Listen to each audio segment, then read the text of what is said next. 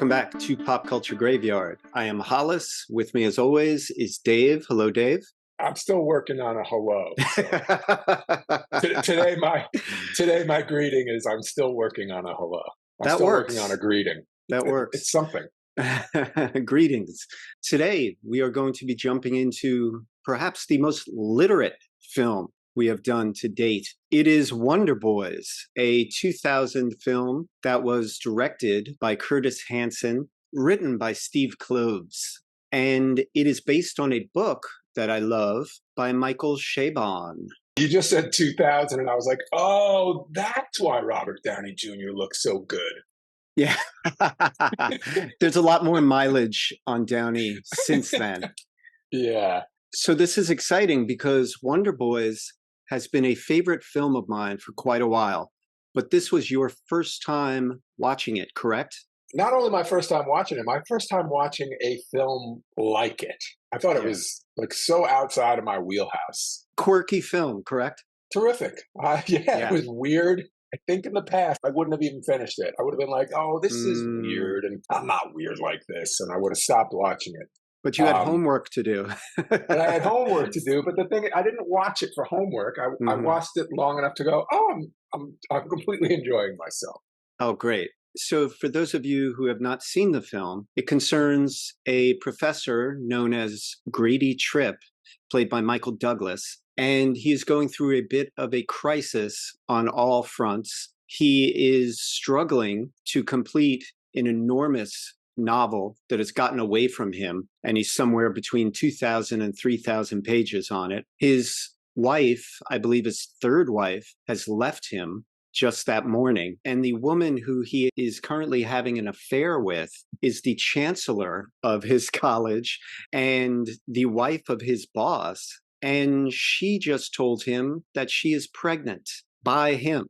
So while all this is happening, Grady is also trying to mentor what he believes to be a suicidal student of his, who's also the most gifted writer in his writing class. And above it all, this is taking place at a massive writing and publishing conference that happens at his college where he teaches, called WordFest. And his longtime editor is coming in from New York to see if he has made any progress on his new book. After 7 years since his last book, The Arsonist's Daughter, which was a critical and commercial success. And to top all of that off, he is completely high through most of the film. He is an avid pot smoker. Did I leave anything out?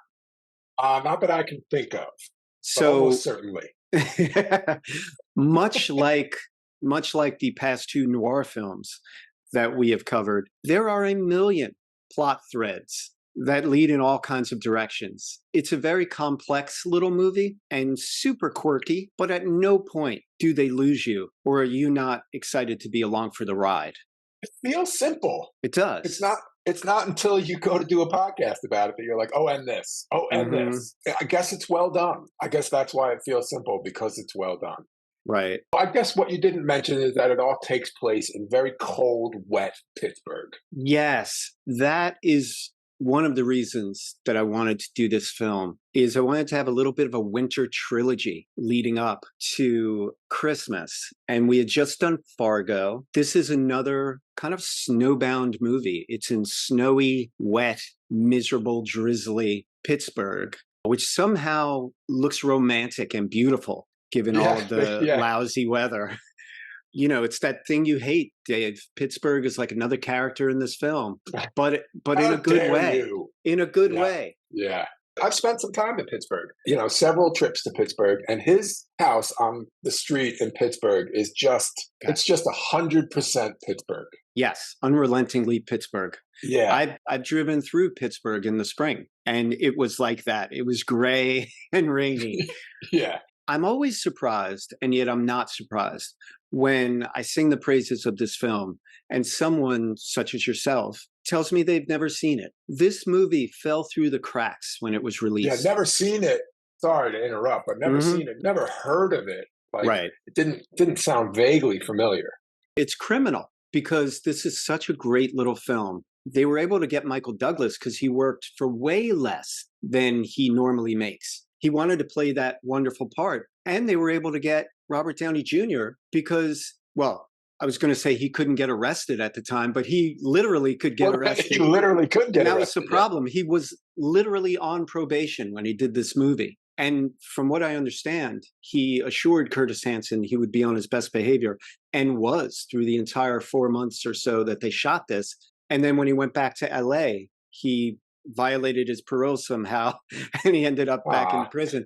Tobey Maguire is fantastic as James Lear, this dark, troubled, compulsive liar of a character. And Frances McDormand, unintentional double feature, who we just covered in Fargo, is the chancellor who is having an affair with Grady and is pregnant in this film. And another unintentional double feature, there's a pregnant character in this one who is Oola, a waitress, who has to do with a side story about a stolen car that Grady is driving throughout. So this is such a wonderful, quirky indie film with Hollywood stars. But this movie fell through the cracks because it was marketed so badly. The poster for Wonder Boys is one of the worst ever. I laugh out loud every time I look at it. It's terrible. It's like, we can't do it justice for those of you who only have audio. I'm sure by now on YouTube, Hollis has put it up.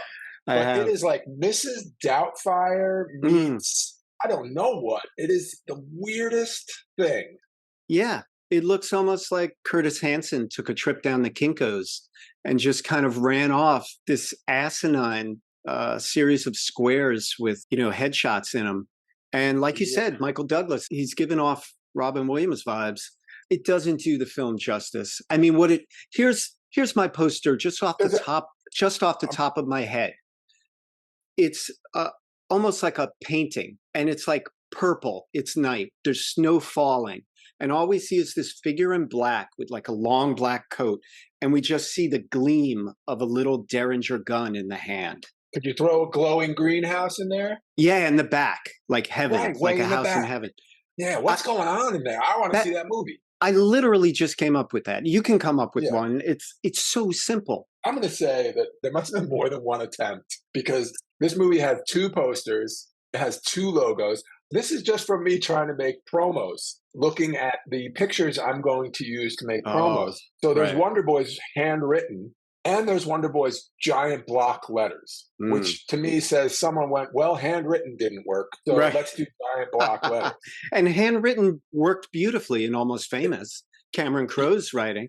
So the Wonder Boys script looks great. Yeah. And then there's a poster which is headshots of people who are in it, which seems like a poster you would use while you're in production. It also looks a little bit like Sex, Lies, and Videotape. It does look a little bit like that, yeah. And then there's another poster, which is just the Mrs. Doubtfire poster I'm talking about, which is just him. I think he might even like have the tip of his glasses in his mouth or something. And he's like, hey. Or it's at the end of his nose. Yes, at the end of his nose. Is what I think that was like the second printing of the book when it went in paperback once it was a movie. Well, they put both that terrible. On it. Yeah. I remember a very good friend of mine, Darren, he borrowed my Wonder Boys book, and he ended up like ruining it somehow in a bathtub or something. And so he got me another copy of the book, and he was crestfallen. He was like, I feel so bad because it had the picture of Michael Douglas on it. Right, it was just hideous. We all hate when the actor makes it onto the book. Oh, it's terrible. Somebody did a terrible job of putting this movie out. Absolutely terrible. Yeah, so it should have done a lot better. It should have. This director, Curtis Hanson, he was coming off of LA Confidential, which is a fantastic film and is as complicated as any film out there. It's all kinds of storylines interwoven, but this was a wonderful left turn after LA Confidential. He was drawn to the characters and how funny it is and how real it is. And forget about being in a writing program. I mean, you're going to wet yourself if you've been in a writing program and you see this movie. But if you've just even been to college, you see so many characters so many houses so many archetypes classrooms. It's perfectly rendered. Yeah, I took a creative writing course in Tufts in Medford, Mass. You're a Medford man? Medford, Oregon? I'm a Medford man. Yeah, no, I went to summer school in Boston for a little while to get some grades because I had destroyed my GPA while screwing around at Westchester Community College, and I Mm. wanted to go to New Paltz so that I could see live hardcore bands at the Chance at Poughkeepsie. I was just going to say, you destroyed your GPA. You bulked it up so that you could then go to a party school, perhaps the Yeah, biggest yeah, party yeah, school in that yeah. whole system of universities.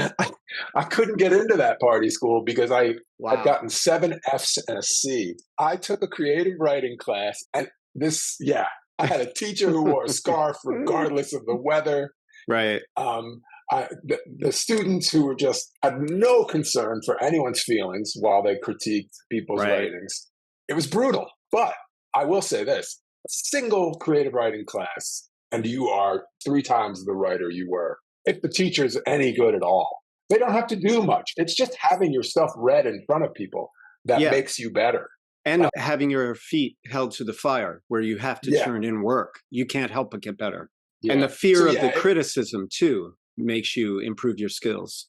wildly real writing environment, writer's environment. And also, much like we said about Fargo, where part of the beauty of the TV series Fargo is that it works on all the same principles, yet it does not step on the toes of the movie and what's great about the movie. Likewise, this movie does not hurt your enjoyment of the book and vice versa. And this movie has the same effect on me that a movie like The Royal Tenenbaums has on me, where you watch it and afterwards you feel like you just read a great book. That's a good. I like that. That's an excellent It's comparison. it's satisfying on so many levels in ways that most movies simply are not. It's not the least bit disposable. It sticks with you. Things run through your mind.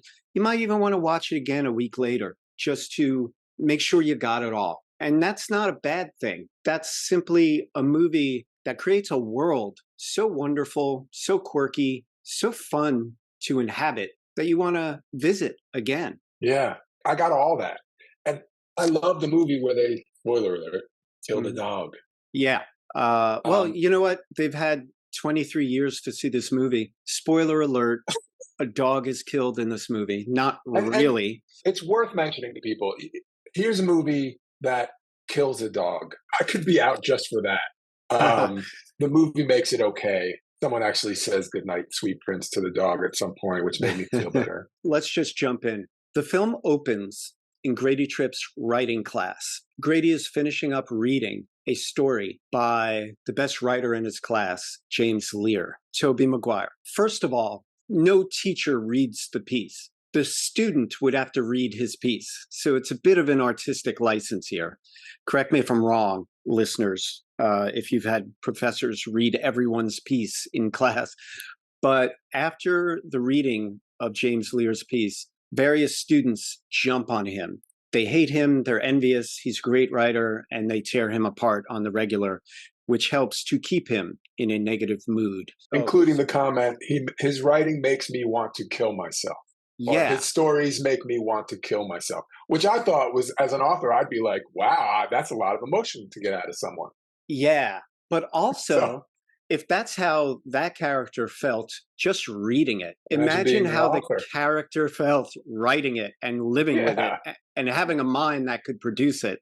Tobey Maguire is great inhabiting all of those negative emotions and pent up sorrow. Also in the class is a character named Hannah, played by Katie Holmes, who is fantastic. he She, is I good. believe, just came off Dawson's Creek at the time, or was still on it. She is fantastic. And she rents a room from Michael Douglas's character, and she has a massive crush on Grady because she loved his book, The Arsonist's Daughter. I just have to say, the title of the movie, Wonder Boys, Grady Tripp was a wonder boy. He came out with Arsonist's Daughter. It was a massive success. The kind of book that is taught in colleges and high schools, and also simply bought by people in the regular world because it's such a good book. And it's been a long, long time since then. So that is kind of one of the meanings of Wonder Boys. We'll get into other ones later. Anyway, what's established in that class is that James Lear is hated and depressed and a great writer. And Grady feels a sort of affinity for him, probably as the next best writer in the room, but also Maybe he sees a little bit of himself in James. So that twosome is going to take us through this whole movie. And I love that pairing. This is a ridiculous example, but we talked about it in Meatballs, and I also No, that's not ridiculous. It's even a Trip. The guy's name is Trip. Yeah. I also brought up Rushmore, that kind of older and younger team where they each have a lot to learn from each other and help each other to grow on this WordFest weekend. And some of these young people can be, they can put you through your paces. And a lot of the movie is about Michael Douglas's sort of laid back patience with James Lear. James Lear is not an easy kid to hang out with. Michael Douglas's character gives him room to screw up, and in big ways. Also, they call each other on their shit sometimes. They truly see each other. I think those two characters, even though there's some lying that goes on James Lear's part, those two characters see each other fairly clearly. They repeat the other person's line back to them later in the scene in a really great sort of method of saying, hey, I'm just doing what you're doing. Fit as a fucking fiddle. Yeah, exactly. Good. Like that's an example. And he does it. They do it to each other more than once. It just solidifies a friendship, like you were saying, a relationship where they have a good understanding of each other. One of the things I love about this film is just WordFest. I want to take part in WordFest. I want to go to those parties. I want to hear those authors read and speak. There's a wonderful character played by Rip Torn who doesn't have a lot of lines, but he inhabits that character as Q, this wildly successful author, Quentin Q. Morwood. He is the type of author that gets wildly famous and wildly rich, yet Grady is way more respected, it seems to me. Everyone respects Q's work ethic and his money. I think the point of Q is to say we need a archetypical author, which is how you started this, talking about how badly you want to go to WordFest. I most want to go to WordFest when Q gets behind a microphone and seriously says, go ahead. I am a writer. To resounding applause. Yeah. There's a line somewhere after I am a writer, which makes a semi-high James Lear laugh out loud, which is so appropriate because it's a laugh out loud moment. What I am a writer gets is a big eye roll. Trip. Yeah. He actually, he doesn't even eye roll. He kind of eye rolls at James Lear, one writer to another. Like, you believe this guy? Like, you know what a writer doesn't do? He doesn't tell people he's a fucking writer. It's a way of life. Especially not into a microphone. No. But it's great. Q is great. Rip Torn is great.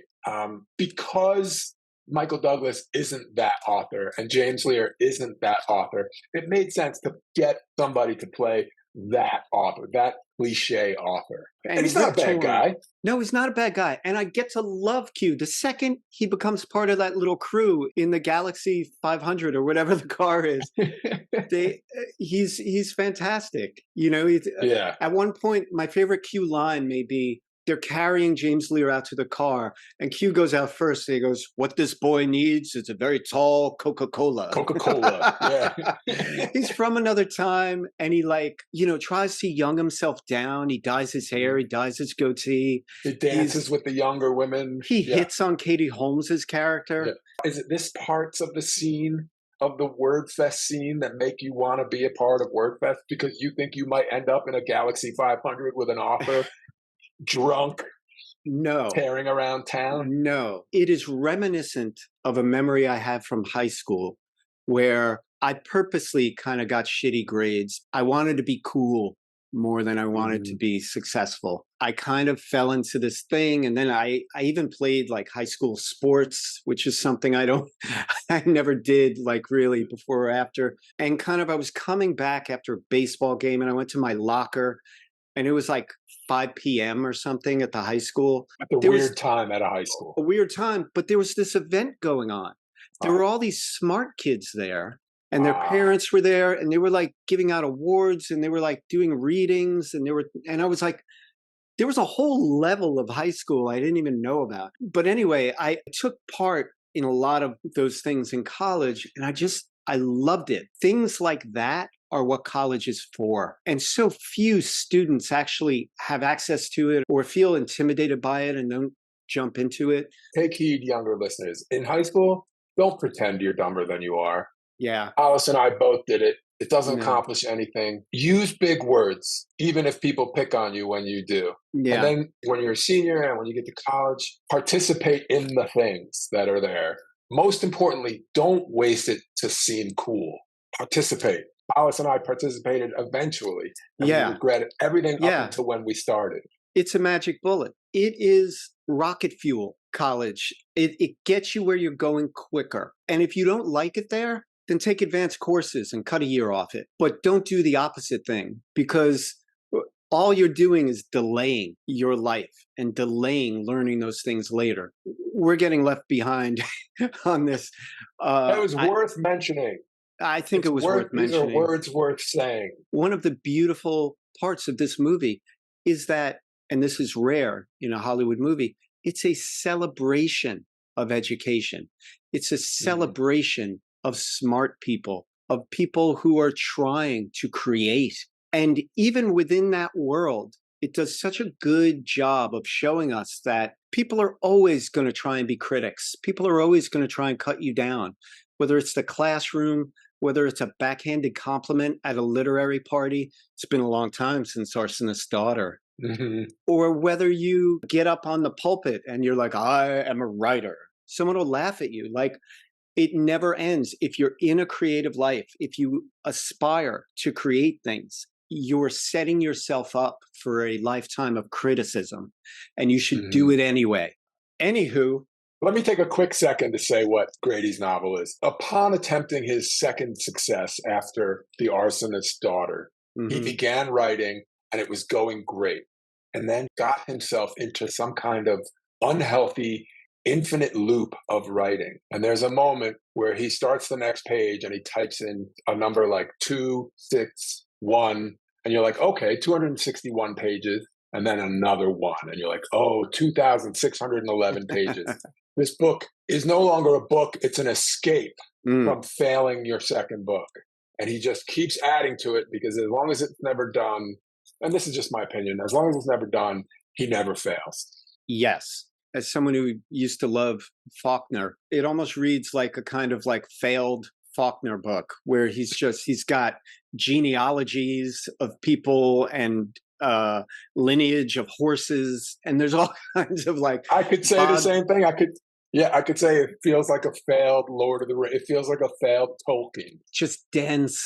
At its heart, this film is about choices. One of the characters, Hannah, actually tries to read Grady's unintelligible runaway novel. Upon reading it, one of the things Katie Holmes' character says, in our class, you tell us writing is about making choices. And while your writing is really beautiful, it just seems like you didn't make any choices. That is so spot on from her character.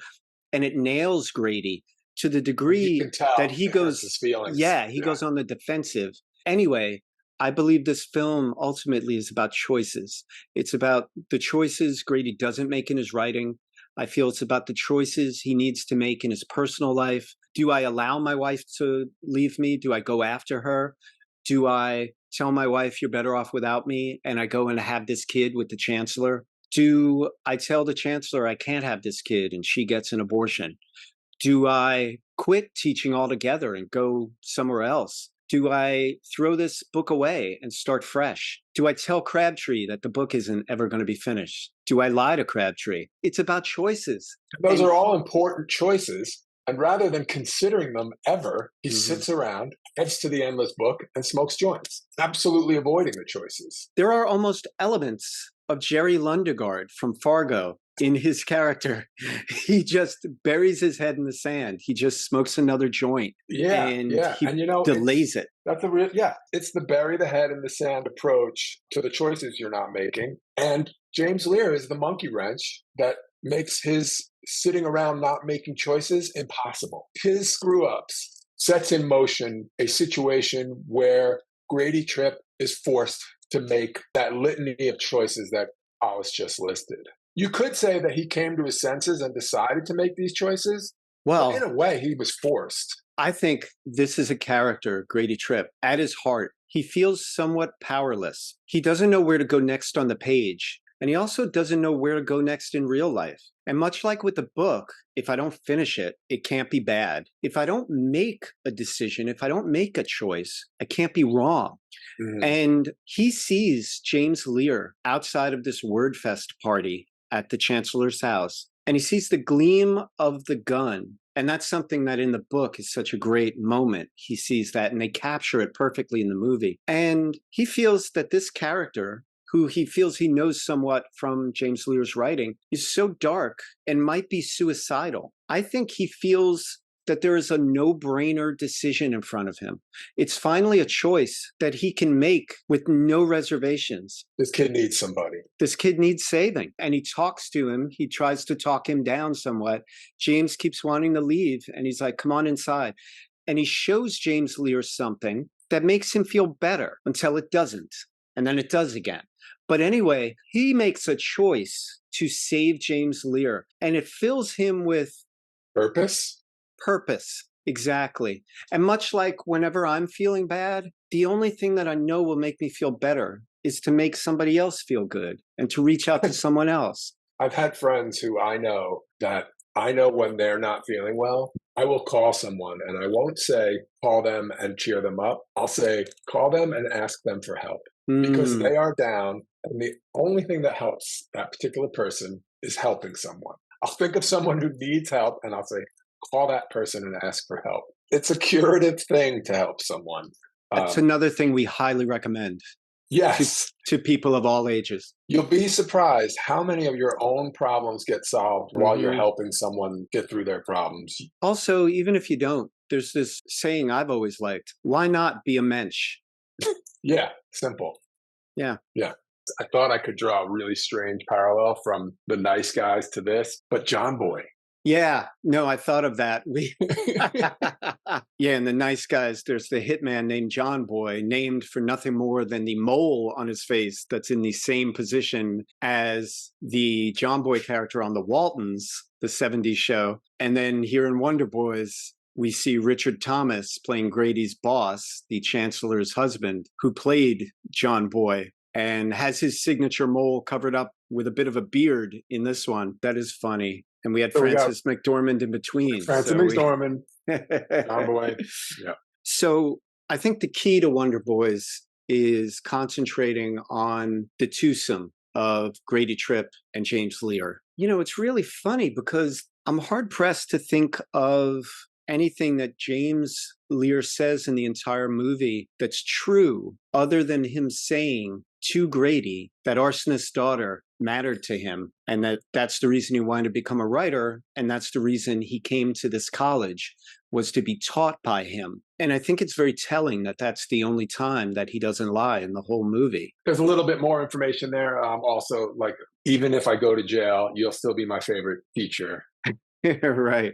That's some truth too. The only truthfulness is sweet things he says to Grady. Speaking of James Lear's lies, he lies like an author. Yes. He's so good at lying because he's a good author.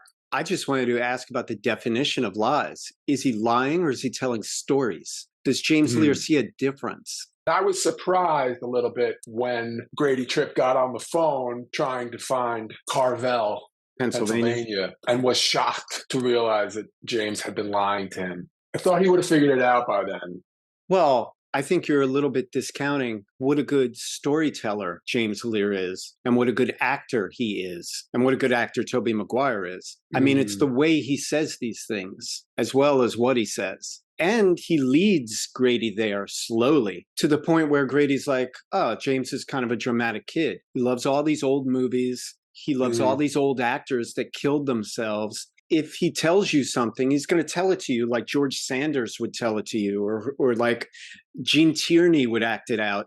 That's just who he is. So I think Grady gives him a bit of a wide berth as far as the things he tells him. And there's truth in his lies too. Like, my parents keep me in the basement. Yeah. His parents do keep him in the basement, but it's wonderful down there. It's like, yeah, it's gorgeous. It's like a writer's dream. A beautiful basement with bookshelves, and I'd be 10 times the writer I am if I lived in that basement.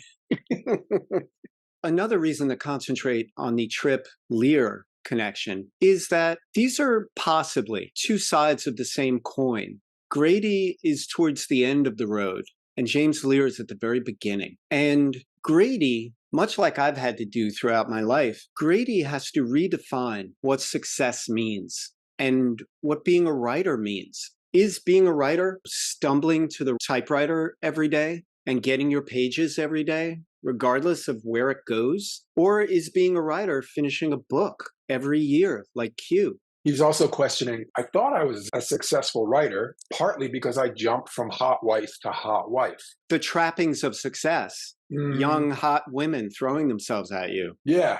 We're watching him come to these realizations.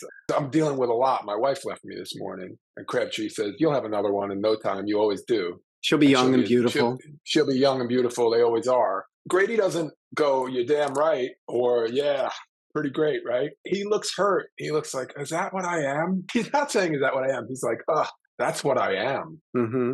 And I don't love it. Also, one of the decisions, one of the choices he's looking to make has to do with commitment. The greatest commitment he shows in the first hour of the movie is to James Lear. He buys into a relationship with this kid, and it's pure. And yet he's on his third wife, and he was cheating on her, and he has to decide whether he wants to commit himself to that relationship or to one with the chancellor. But then in a larger sense, even if he does commit to the chancellor and have this kid with her, what does that commitment mean for a guy like Grady? What is that worth? And how can she trust that commitment? He can announce to her, I'm ready. But that's met with, yeah, you say that. But how can I be sure? And how can I trust you? Like, look at who you are. It makes me think also, what we're talking about right now makes me think about the fact that there's a lot of yes and in this. This movie operates a little bit like an improv group with the yes and of people. Nobody abandons anyone when it gets tough. Everybody is ready to do their part for each situation. If someone pulls a gun on Grady, Crabtree is ready to try to be the classic hero, pull up with the door open and says, dive in. But it completely doesn't go well. When Miss Sloviak comes to Grady and says, because Crabtree has found a new plaything in James Lear, so his current date, Miss Sloviak, decides it's time to go home. And she says to Grady, I need a ride. And Grady says, I'm your man. Mm-hmm. Everybody has everyone's back. We're here to spring you, Jimmy. When they come to James Lear at the basement.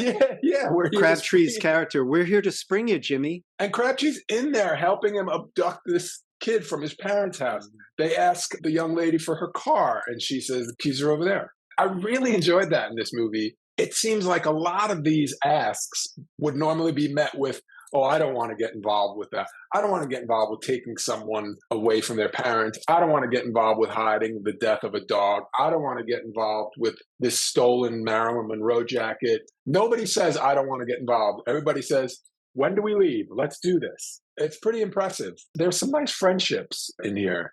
That's just WordFest, Dave. Everybody's a little nicer at WordFest. Everybody's got everybody's back.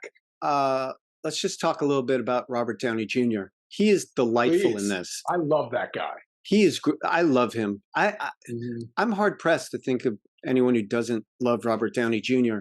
I almost wish he never played Tony Stark because it's just being so done to death, and it doesn't use him as well as this movie shows you him at what he's good at. The great thing is, too, I love it anytime an actor can inhabit a role and you can draw parallels to that actor's life. Crabtree was this rock star book editor who had discovered Grady's book and shepherded that book to publication, and it was a big success for both of them. And Crabtree had been dining out on that success ever since.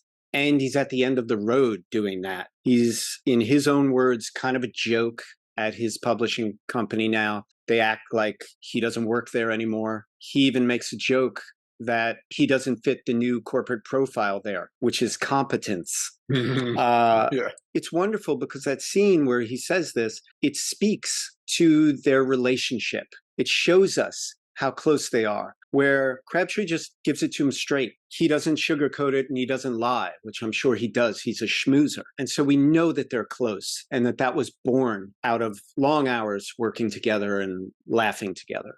And Robert Downey Jr. had success early on. He was in his father's films as this little kid. He was this good-looking, funny guy who had bit parts in movies like Weird Science and Back to School. He was on Saturday Night Live during a crappy season, but still. He ended up being a romantic lead in certain things. He was likable, super likable. And he was in things like Less Than Zero and The Pickup Artist. And then, of course, he was in Chaplin, which got him an Oscar nomination. So a terrifically talented actor. His life hit the skids due to alcohol and substance abuse. And he was in and out of jail. And then he comes back with this role, and he's fantastic. And you're right. This is the kind of role which he could have parlayed into other roles like it, showing different facets of him. And yet he kind of got overshadowed by Iron Man. I'm not saying he's not a great Iron Man. And first, when I saw that first one, I was like, oh, great job, Robert Downey Jr. Terrific. You really nailed it. But to do it again and again and again. You know what else, too? The failing, in my estimation, of every superhero movie is when they take the cape off, when they take the suit off, when they take the guns off, whatever their superhero persona is, when they take that off and they're the alter ego. You don't want to be around these people. But Downey Jr., when he was out of the suit, was 10 times more fun to be around than when he was in the suit. That flipped the superhero thing on its head for me. My problem with the whole Iron Man thing is I didn't sign up to watch Iron Man fight nothing but Iron Men. Who the fuck came up with that idea? In the first one, he's fighting Iron Man. In other ones, he's fighting Iron Man. I remember that comic book. There were villains. Yeah. Spider-Man fighting alternate Spider-Man. He only fights Superman fighting evil Superman. Why is this always a thing? There are so many great villains out there. Fuck this. It all points to the fact that, like, superhero movies underuse people, and they certainly underuse Robert Downey Jr. Yeah. Up until Wonder Boys, if you asked me where I think Robert Downey Jr. really shined, where he was his best, which is now, I think, Wonder Boys, I would have said Back to School. Yeah. He is incredible in Back to School. I don't think so, Osborne. And here's more bad news. Dean Martin wants to see in his office right away. Yeah. Dean Martin. He's the one who I got the quote. I believe I mentioned it in another episode, but the quote, football is the Christo-fascist metaphor for nuclear war. Yes. Great line. That's Robert Downey Jr. The Robert Downey Jr. of Back to School could be Crabtree going to college before he becomes an editor. That's because funny. I really loved both of those characters. Robert Downey Jr. also, you'll notice in this movie that whenever Robert Downey Jr. stands up from a chair, he's extremely adroit. It's a sort of a dichotomy between him and the limping, slow Grady Tripp, which is a nice difference. Yeah. It feels like it's intentional. It's a little Chaplin-esque. Robert Downey Jr. seems to pop out of chairs like, oh, we're going? I was going to say that it's Chaplin-esque because there's one scene in particular towards the end of the movie where Downey Jr. comes out onto the porch in his underwear and t-shirt with a long coat around him. At one point, he kind of folds his leg over the other leg and kind of leans, and it's very Chaplin-esque. And then he kind of like puts his hands in his pockets and kind of like, is chewing gum, and he's so watchable. He's got that thing you can't teach. He's watchable. Yeah, he acts with his whole body. He's got an instrument, like actors are always talking about their instrument when they're pompous. He has one. You're right. He's a good counterpoint to Grady physically. Let's talk about the job Michael Douglas did as Grady. He bulked up. He gained 25 pounds, they say, for this role. And he wears it well. He's rumpled. He's grizzled. He's frumpy. He wears an old bathrobe, a pink bathrobe that he writes in. He's got stubble all the time. His hair's overgrown. He just looks ratty all the time. And I welcomed all of it. I never wanted to watch him be a classy businessman in suits in Wall Street anyway. That stuff never did it for me. Then you must love this, because he is very much the antithesis of the calm, cool, and collected Michael Douglas he usually plays in things. And at one point, towards the end of the film, James Lear had been writing on his typewriter and perfectly described Grady, this aging prize fighter whose heart beats now out of habit and beats only because it could. It's this wonderful portrait of him. You know, there are a few times in the movie where Grady, who spends a lot of the film blocked up with marijuana, has moments of clarity. And that's one of them, because such a great writer and someone he respects as a writer, James Lear, put it so pointedly on the printed page. Grady believes it and he sees it about himself. Just like when Hannah, another writer he respects, shoots him straight about his book, he believes it. Yeah. And even when Crabtree tells him he looks like shit, there are moments that people can break through the haze of pot around Grady. Even the chancellor, you know, when she says, fuck you and fuck you for saying there's no way, because there could be a way, Grady. We could do this, you know? The things you're mentioning, I think, are why the quitting of pot was given such a beautiful scene. You know what I'm talking about, but he yells down, is it Travis? Traxler. Traxler. Do you know the actor's name? Alan Tudyk. He was on a show I loved, Firefly. I felt like that bag of pot floated down to Traxler like a leaf on the wind. Oh, a Hoban wash. Nicely done. I was waiting for that. Wonderful, wonderful Firefly reference. But I really did feel that. You know, I tell you often that I don't recognize people when I watch movies. For instance, I didn't recognize Katie Holmes. Wow. Yeah. Wow. I don't know who that is. I was like, this girl's good. I don't know who she is. Yeah. I recognized Alan Tudyk. And when that bag of pot floated down to him, I was like, leaf on the wind. That scene was beautiful. It is a beautiful way to quit It's pot. the ending, really. Yeah. For a lot of things, it spurs the ending. But another appearance that I just want to point out, this actress, Kelly Bishop, who played James Lear's either mother or grandmother, based on whatever you believe, in the car. Yeah, I'm still not sure. Yeah, she was Mrs. Gilmore on Gilmore Girls. She's Lorelai Gilmore's mother, the grandmother of Rory Gilmore. She's a fantastic actress. But anyway, she seems like Mrs. Gilmore. That's a rich character in Gilmore Girls. It's almost like the same exact character pretty much. So it's very cool to see her pop up in a cameo. Yeah, let's talk a little bit about the ending. When we end, spoiler alert, if you want to see the film, go see it and come back. But at the end, Grady Tripp, his other novel has been swallowed by the river, and Grady is just putting the final touches on his new book, which seems to be biographical. And all of the characters that we met are characters in the book. He's writing about Crabtree and James Lear and what happened to them all, and how he has this new life, this new outlook on life. And then we see out the window that he has chosen the chancellor, and they've had the baby, and they're in a new life, and he looks a lot happier and clean shaven, and a lot of things are changed. Here's my problem with the ending. Did everything that happened happen? Or were they all characters in the book that we now learn about at the end? And if having the chancellor drive up with the baby, if that chancellor exists and drives up just to show us that she was real, hence all the other characters were real, then why didn't he change all the names in the book? What is with the ending? It's a little too all tied up and a little too clean for such a wonderfully messy, quirky story. Yeah, I don't feel the same. Because great. You know, I love a happy ending. And I always talk about the fact that people tell me, oh, it won't work if you give it a happy ending. You can't do that. There has to be this tension, blah, blah, blah. Anyway, it's funny because you started off by saying, I have a problem with that ending. It's not about it being happy No, at all. I know that. I know that. Okay. But the problem is, like, was it real or wasn't it real? Were they characters or weren't they characters? But I feel like that's a great ambiguity to have at that moment. It probably is a true story full of embellishments because he narrates here and there throughout. There's some little pieces of narration. And that, to me, is a clue to this is all at the typewriter. That's good. You know, because there are, I specifically remember I didn't fall. Yeah. He gets lightheaded. But Not then or ever again. Yeah. I think there's a couple of little pieces of narration throughout. Even driving around, he's like, WordFest, and I decided to clear my head as he's smoking pot. That implies the whole movie is taking place at that typewriter while while Frances McDormand is out with the baby. That said, it's probably a true story full of embellishments. And it also sort of works well for me because I was like, why is everybody so supportive?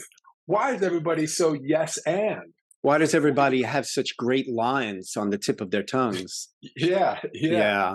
I mean, You know what? I do like that. And that would also explain it because then Crabtree isn't his real name. Crabtree is the character. We don't know what James Lear's real name was. We don't know if it was a Maryland sweater. It could have been something else, and he made it a better thing to be stolen. And doesn't it all start to sound, I mean, it all Mm. starts to sound fake. What sounds realer to you, Terry Crabtree or Vernon Hardapple? Neither of those sound real. Right. Because they're made up names. The kid is a great author. He's a burgeoning author, or he's going to be his name is James Lear. It sounds like a picked name.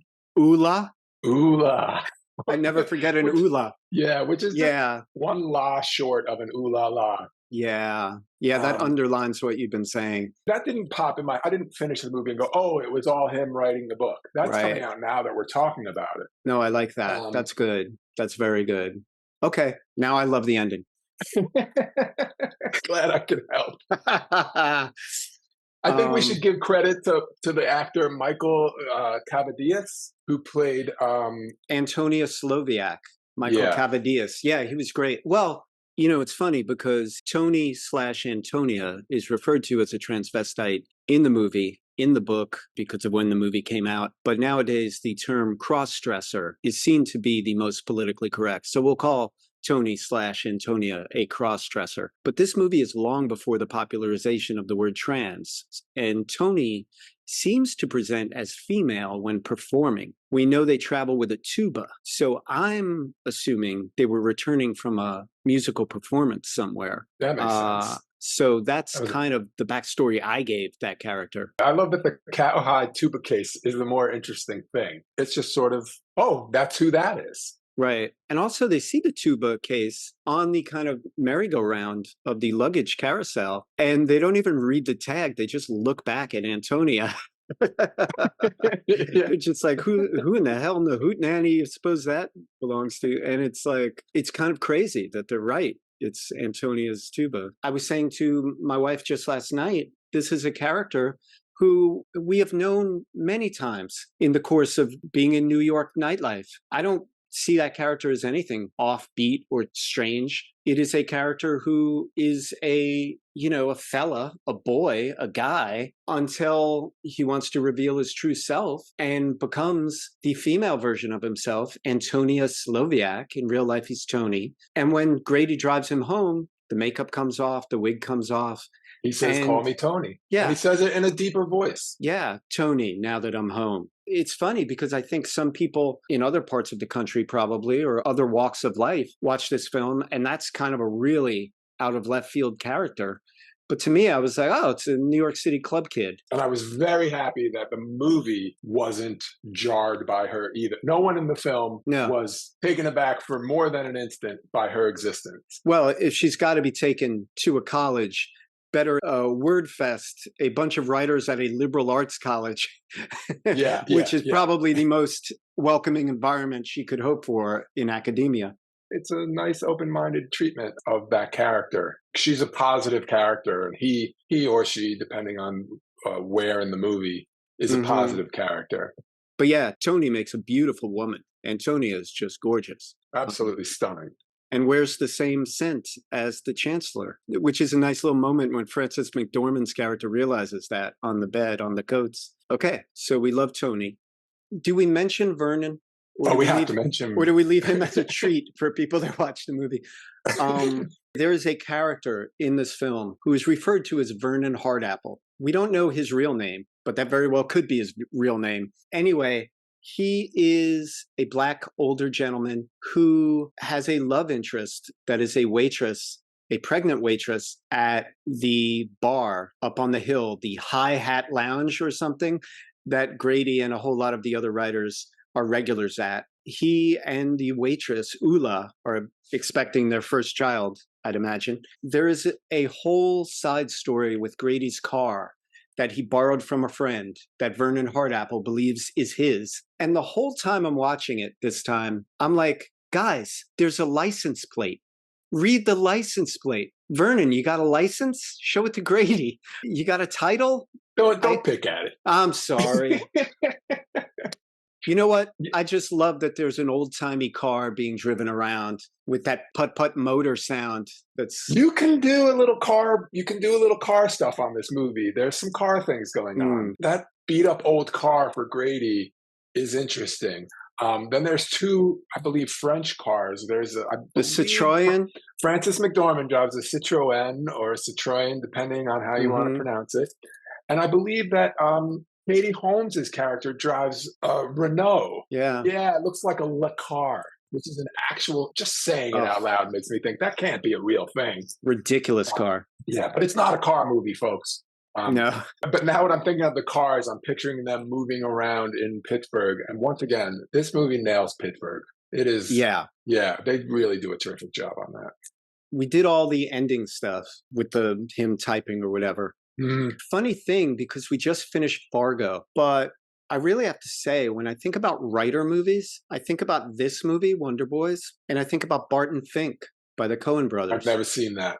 Oh, it's another wonderfully bizarre Coen brothers film, but it captures a lot of writer mojo, much like this one does. It captures writer's block, whether you can't write a word or whether you can't stop writing words. They both amount to writer's block. It captures that kind of like niche world of there's writers over here and then there's normal people. It captures that writing is not about writing. It's about the way you see the world. You know, a lot of writing happens when you're not writing. This movie really handles that well. You can see Grady's wheels turning even when he's not writing. And even they're in a car once in the John Lennon song, watching the wheels is happening.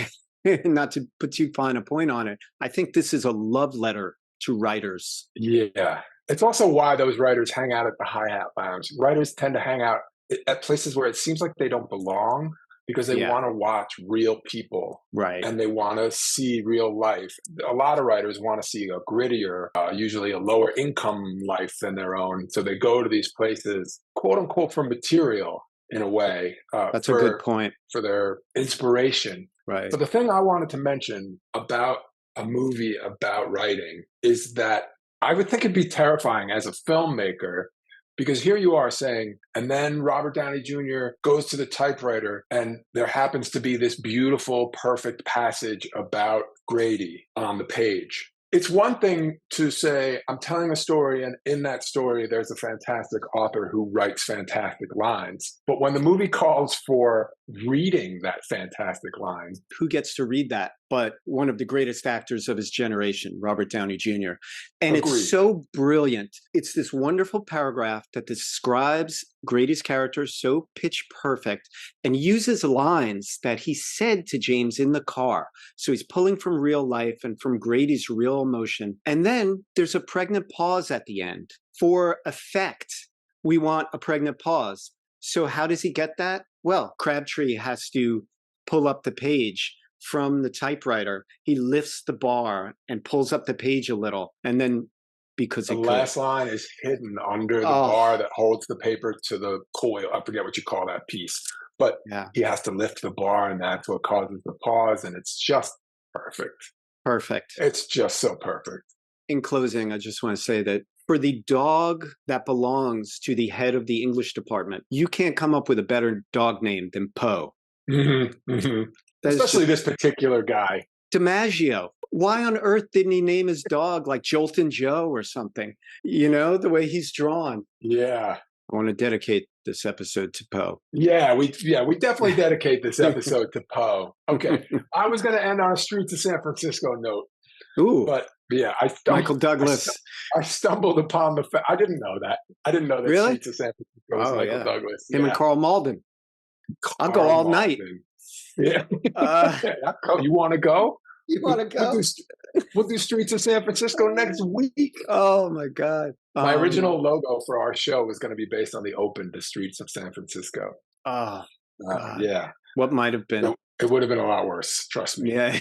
You know what? In closing, I just want to say that the song Bob Dylan came up with for this movie, Things Have Changed, won an Academy Award. Oh, that song is specifically for the film? Specifically for the film. I did not know that. Curtis Hanson then took Bob Dylan to a number of places that he shot the film. And so then he did the video for Bob Dylan and intercut scenes from the movie. So it looks like Bob Dylan's in Wonder Boys. It's pretty cool. Oh, I look forward to watching that. Check that out. And a lot of the uses of music has kind of a Wonder Boys connotation. You know, it's Old Man by Neil Young, Child's Claim to Fame by Buffalo Springfield. Pretty straightforward choices, but they were good choices. Okay. This episode of Pop Culture Graveyard is dedicated to Poe. So rest in peace, Poe. We hardly knew you, and I'm sure that you can see in the afterlife. Ah, Poe was blind. He was.